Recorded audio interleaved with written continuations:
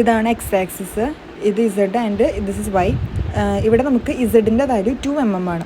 അപ്പോൾ ഇതിലാദ്യം ഒരു reference point നോക്കി വയ്ക്കുക. ഇപ്പോൾ ഇവിടെ 30 ആണ്. ഇത് നമ്മൾ 4 ടൈംസ് ലെഫ്റ്റിലോട്ട്, അതായത് ആൻറ്റി ക്ലോക്ക് വൈസ് റൊട്ടേറ്റ് ചെയ്യും. ഇതെന്തിനാണെന്ന് വെച്ച് കഴിഞ്ഞാൽ ഇസഡിൻ്റെ വാല്യൂ 2 mm ആണ്.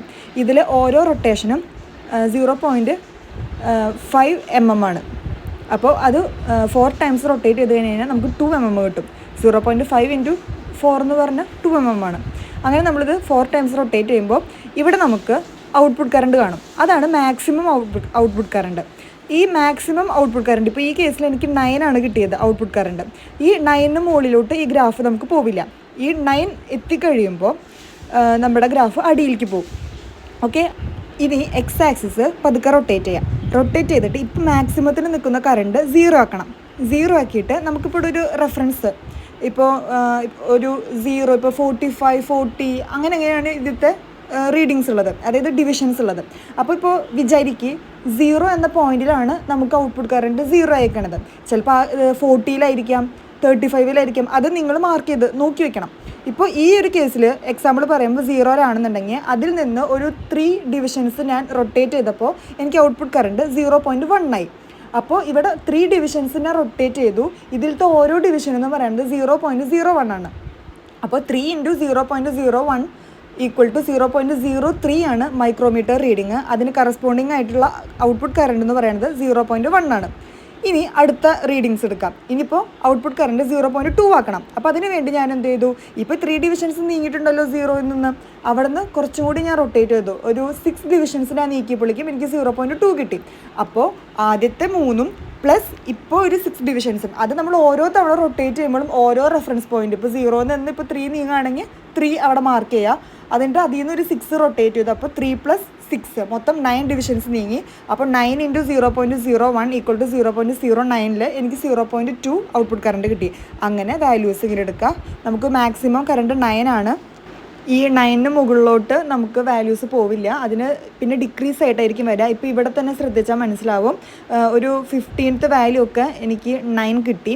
അതിനുശേഷം ഞാൻ എത്ര കൂട്ടിയാലും എനിക്ക് കുറഞ്ഞേ വരുള്ളൂ. അപ്പോൾ അതിന് വേണ്ടിയിട്ടാണ് നമുക്ക് ഏറ്റവും മാക്സിമം വാല്യൂ എത്ര എത്തുമെന്ന് അറിയാൻ വേണ്ടിയിട്ടാണ് നമ്മൾ ആദ്യം തന്നെ ഇസഡ് ആക്സിസ് നമ്മൾ തിരിച്ചിട്ട് മാക്സിമം കറണ്ട് കണ്ടുപിടിച്ചത്. അപ്പോൾ നമ്മൾ ഈ ഒരു വാല്യൂസൊക്കെ വെച്ചിട്ട് ഗ്രാഫ് പ്ലോട്ട് ചെയ്യുക. ഇതിൽ ഇത്തിരി കൺഫ്യൂസിങ് ആയിട്ട് തോന്നുന്ന ഈ മൈക്രോമീറ്റർ റീഡിംഗ് ആണ്. അത് നമ്മൾ ഓരോ തവണയും നമ്മൾ ഓരോ റീഡിങ്സ് എത്ര ഡിവിഷൻസ് ആണോ, ഇപ്പോൾ ആദ്യം തന്നെ 0-ൽ നിന്ന് 3 ഡിവിഷൻസ് നീക്കിയപ്പോൾ എനിക്ക് 0.1 കിട്ടി. ആ 3യും അടുത്തത് നമ്മൾ എത്ര പോയിൻ്റാണ് റൊട്ടേറ്റ് ചെയ്യാൻ പോകുന്നതും നമ്മൾ നോക്കണം. അതായത് ആ 3 അവിടെ മാറ്റി വയ്ക്കുക. അത് കഴിഞ്ഞിട്ട് അതിന് ശേഷം എത്ര ഡിവിഷൻസ് നീക്കിയപ്പോഴാണ് അടുത്ത വാല്യൂ കിട്ടിയത്, അതായത് 0.2 കിട്ടിയെന്ന് നോക്കാം. അതായത് ഒരു 6 ഡിവിഷൻസ് ഞാൻ നീക്കിയപ്പോൾ എനിക്ക് 0.2 കിട്ടി. അപ്പോൾ നേരത്തെ നമ്മൾ വെച്ച 3 ഡിവിഷൻസും അതിൻ്റെ ഒപ്പം ഈ 6 ഡിവിഷൻസും കൂട്ടണം. ഇനിയിപ്പോൾ അടുത്ത വാല്യൂ ഒരു 4 ഡിവിഷൻസ് നീക്കിയപ്പോൾ എനിക്ക് കിട്ടിയെന്ന് വിചാരിക്കുക 0.3. അങ്ങനെയാണെങ്കിൽ എങ്ങനെ വരും വാല്യൂ? ആ നേരത്തെ 9-ൽ നിന്നപ്പോഴാണ് 0.2 വന്നത്. അതിൽ നിന്ന് ഒരു 4 ഡിവിഷൻസും കൂടി നീക്കിയപ്പോൾ 0.3 വന്നു. അപ്പോൾ 9 + 4 ചെയ്യുമ്പോൾ 13. ടോട്ടൽ 13 പോയിൻറ്റ്സാണ് റൊട്ടേറ്റ് ചെയ്തത്. അപ്പോൾ 13 ഇൻറ്റു 0.01 ഈസ് ഈക്വൽ ടു 0.13 ആയിരിക്കും മൈക്രോമീറ്റർ റീഡിങ് വരിക. അപ്പോൾ ഇതാണ് നമ്മൾ ശ്രദ്ധിക്കേണ്ടത്.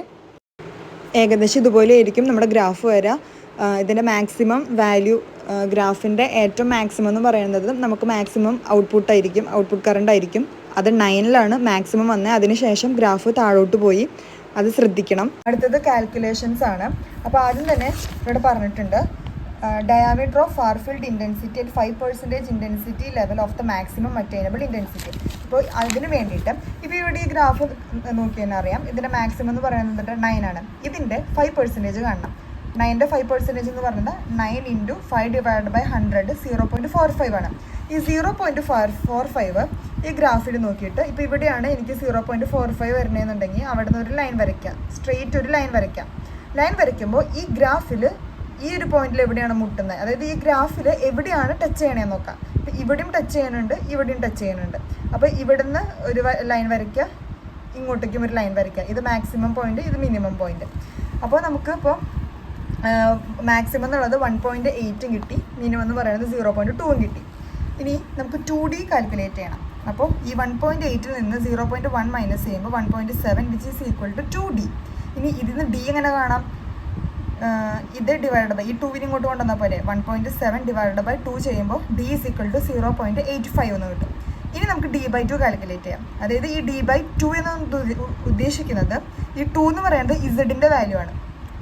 അപ്പോൾ ശരിക്കും ഇത് ഇക്വേഷൻ എന്ന് പറഞ്ഞാൽ തീറ്റേൻ്റെ ഇക്വേഷൻ എന്ന് പറഞ്ഞാൽ ടാൻ ഇൻവേഴ്സ് ഓഫ് d/z ആണ്. ഇവിടെ z എന്ന് പറഞ്ഞാൽ 2 mm ആണ്. അപ്പോൾ ഈ കിട്ടിയിരിക്കുന്ന d വാല്യൂ ഡിവൈഡഡ് ബൈ 2 ചെയ്യുമ്പോൾ 0.425 എന്ന് കിട്ടും.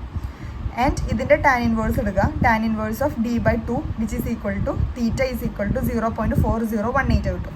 ഇനി ന്യൂമറിക്കൽ അപ്പേർച്ചർ എന്ന് പറഞ്ഞു കഴിഞ്ഞാൽ എന്ത് ഇക്വേഷൻ? സൈൻ തീറ്റയാണ്. അപ്പോൾ ഇതിൻ്റെ സൈൻ തീറ്റ കാണുമ്പോൾ 0.39 എന്ന് കിട്ടും.